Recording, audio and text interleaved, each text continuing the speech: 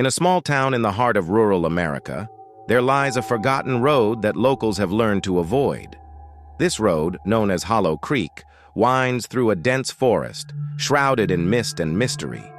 It's said that once you enter Hollow Creek, you can never leave the same way you came.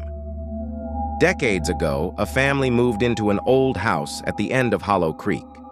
The Winters family, John, his wife Mary, and their 2 children, were new to the town, hoping for a fresh start. But they didn't know the dark history of the house they had just purchased. The locals tried to warn them, but it was too late. The house had been abandoned for years, ever since the previous owner, a reclusive man named Henry Graves, was found dead in the attic, clutching an old, weathered book. His death was ruled a heart attack, but whispers in the town suggested something far more sinister.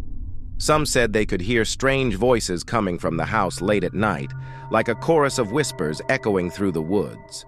The Winters family dismissed the warnings as mere superstition. They settled into their new home, but it wasn't long before strange things began to happen. At night, Mary would hear faint whispers, as if someone was speaking right next to her ear. The children would wake up screaming, claiming to have seen shadowy figures in their rooms.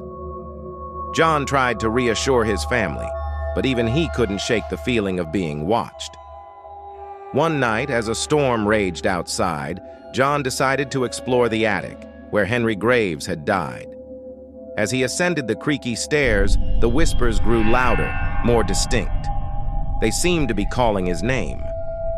When he reached the attic, he found the old, dusty book still lying on the floor. The cover was worn, but he could make out the title, The Book of the Damned. John felt compelled to open it, and as he did, the whispers grew into a deafening roar. The pages were filled with strange symbols and incantations. He couldn't understand the language, but something deep inside him knew that this book was evil. Suddenly, the attic door slammed shut, and the room plunged into darkness. John could feel a cold presence surrounding him, the air thick with malevolence. The whispers became screams, and John realized that the voices were coming from within the walls of the house itself. They were the souls of those who had fallen victim to the book's curse. Terrified, John tried to escape, but the door wouldn't budge. The shadows in the room began to take shape, forming into ghastly figures with hollow eyes and twisted faces. They reached out for him, their touch ice-cold, draining the life from his body. Just as John was about to lose consciousness, he remembered the one thing the locals had told him: never open the book. With the last of his strength, John hurled the book into the fireplace.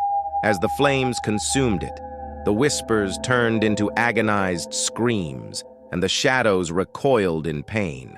The house shook violently, and John was thrown to the floor. But as the book burned, the darkness began to lift. When Mary and the children found John in the attic the next morning, he was barely alive, but the house was silent. The whispers were gone, and the oppressive presence had vanished. The Winters family left Hollow Creek that day, never to return.